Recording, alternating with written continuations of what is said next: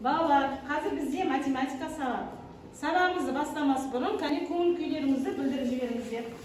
Қалай көңіл күйлеріңіз? Тамаша. Олай болса, осындай керемет көңіл күймен сабағымызды бастаймыз. Балалар, тақтаға назар аударамыз. Тақтада нені көріп тұрмыз? Қандай жұмбақтың түрін көріп тұрмыз? Жақсы, олай болса, осы жұмбақты шешіп көрейік. Қандай сөз шықты? Теңдеу деген сөз сіздерге таныс па? Кім айтады теңдеу дегеніміз не? Оның анықтамасы бар ма? Айта өздері. Теңдеу дегеніміз құрамында белгісіз саны бар теңдік. Келісеміз бе балалар? Балалар, теңдеудің неше түрі болады? Кім айтады? Нұрдан айта ғой. Теңдеудің екі түрі болады. Олар жай теңдеу және күрделі теңдеу. Жарайсыздар балалар. Енді күрделі теңдеулер сіздерге таныс па балалар? Осы уақытқа дейін біздер күрделі теңдеулердің қандай түрін? Қандай амалға байланысты күрделі теңдеулер? Қосу мен азайту амалына байланысты теңдеулер шығарады. Жақсы балалар. Енді бүгінгі сабағымыздың тақырыбы қандай екен? Жақсы. Құрылымы күрделі теңдеулер сіздерге таныс па бұрыннан да? Ал бұрын сіздер қандай құрылымы күрделі теңдеулерді шығарып жүрсіңдер? Қандай амалдарға байланысты? Жақсы. Ал енді бүгінгі сабақтың ерекшелігі неде деп ойлайсыңдар? Кім айтады? Bir бала айтсын. Кім айтады? Айта ғой. Бүгінгі шешетін теңдеулеріміз қандай болмақ? Көбейту мен бөлу. Бөлу несіне байланысты? Көбейту мен бөлу амалына байланысты құрылымы күрделі теңдеулерді шығаратын боламыз. Жақсы. Балалар, қазір сіздерге жұптық тапсырма беремін. Жұптық жұмыс. Теңдеу беремін. Осы ортаға тастаймын. Сол теңдеуді әрқайсыңыз шығарып, сосын өз жұптарыңыздың жұмысын тексеретін боласыздар. Түсінікті ма? Бәріне көрініп тұр ғой теңдеулер. Әркім осы теңдеуді өз шығарады, сосын өз жұбының жұмысын тексереді. Тезірек тапсырманы орындай қояйық балалар. Жақсы балалар, жұмыстарыңызды тексердіңіздер ме сіздер? Сіздің топта теңдеудің түбірі неше болды? 20. Жарайсыңдар балалар.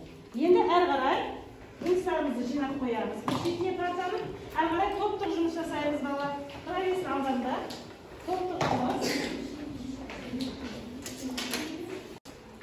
Қағаз берем қазір. Жинастыра қоямыз.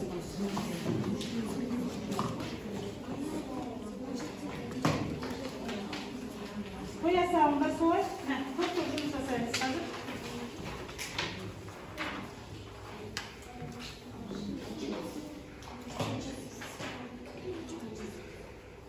Балалар, қазір сіздерге мәтін есеп беремін. Соны топпен талдайсыздар. Сонан кейін осы есептің мазмұны бойынша теңдеу құрастырасыздар.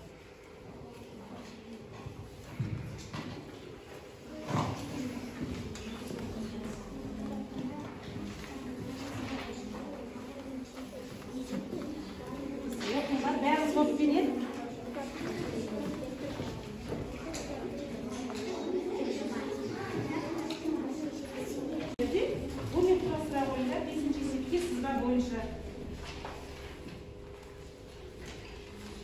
амалдардың тәртібі бойынша амалдар тәртібін сақтаймыз.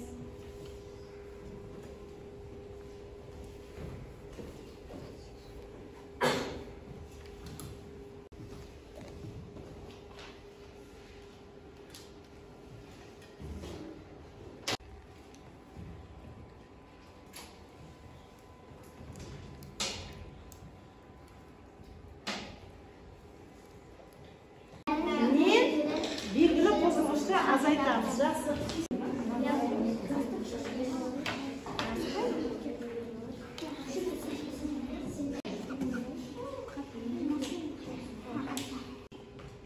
Жақсы балалар. Енді жұмыстарымызды қорғайтын уақыт болды.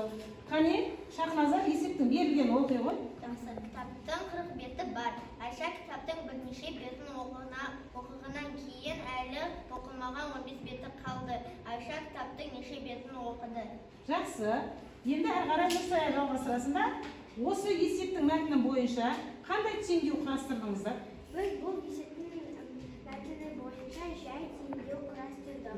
Теңдеуді оқи ғой. 40 пен x-тің айырмасы 15-ке тең. Не белгісіз болды сіздерге? Бұл жерде азайтқыш белгісіз болып тұр. Біз азайтқышты табу үшін азайғыштан айырманың мәнін азайттық. Сонда теңдеудің түбірі? Теңдеудің түбірі 25-ке тең. Тең болды. Жарайсыңдар бала. Отыра қойыңдар.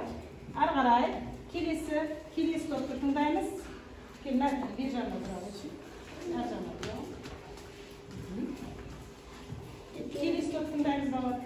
Дүкенге бірнеше ертегі кітабы әкелінді. 25 кітап сатылғаннан кейін дүкенде 9 кітап қалды. Дүкенге қанша ертегі кітабы әкелінген? Бұл жерде қандай теңдеу құрастырдыңыз? Бұл жерде біз жай теңдеу құрастырып отырмыз. Бұл жерде Теңдеуді оқи ғой. 9 пен x-ті көбейтіндісі 45-ке тең. Бұл жерде екінші көбейткіш белгісіз. Біз екінші көбейткішті табу үшін көбейтіндінің мәнін бірінші көбейткішке бөлеміз. Сонда ғана Теңдеудің түбірі 5-ке тең болады. Сонда Жақсы, теңдеудің түбірі 5-ке тең дейді бала. Отыра қойыңдар.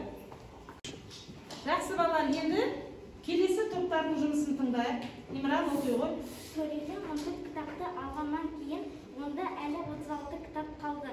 Сөреде бастапқыда қанша кітап болған? Қандай теңдеу құрастырдық? Айта ғой. біз бұл есепті бойынша жай теңдеу құрастырдық. Теңдеуді оқи ғой. X пен 14-тің айырмасы 36-ға тең. Бұл жерде азайғыш белгісіз. Біз азайғышты табу үшін айырманың мәнін азайтқышқа қостық. Түбірі 50-ге тең. Түбірі 50-ге тең. Жарайсың. Топтық жұмысты қорғаған балаларға бағалап жібереміз. Жарайсыңдар балалар, өте керемет. Топтық жұмыстарымызды қорғаған балалар. Бере ғой батырға. Санжар, Толғанай. Бағалап ала қойыңдар. Жақсы. Жақсы балалар, әрі қарай 23-ші беттегі 4-ші есепті ауызша орындаймыз. 10-ші мына бақаның тілін суыру арқылы өрнектерді оқып мәнін айтасыздар. Кім оқиды? Зере оқиға оқиды. 12 мен 2-ның көбейтіндісі 24-ке тең. Жақсы. Мына топтан кім оқиды? Кәне, кім оқиды? Өрнекті. Кел жаңбыр, ал оқиға тез суыра ғой.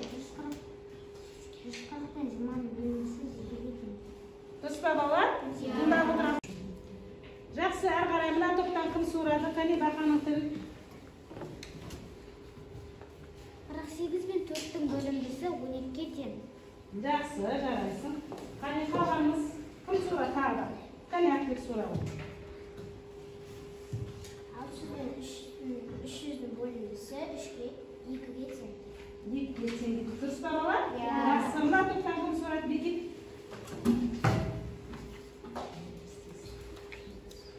350 мен 5-дің бөлімдісі 70-ке тең.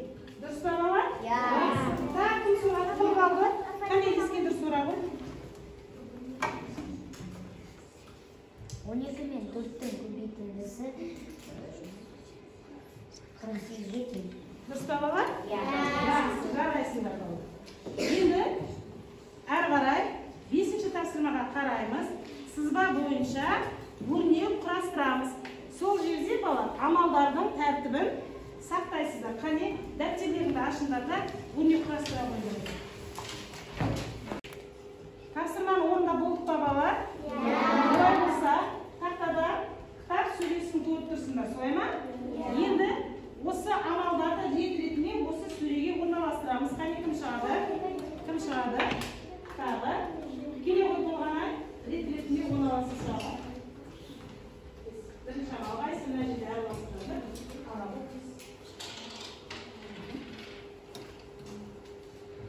Тексереміз өзіміз дұрыстығымызды балалар. Тапсырмамыз дұрыс орындалды ма, жоқ па тексереміз.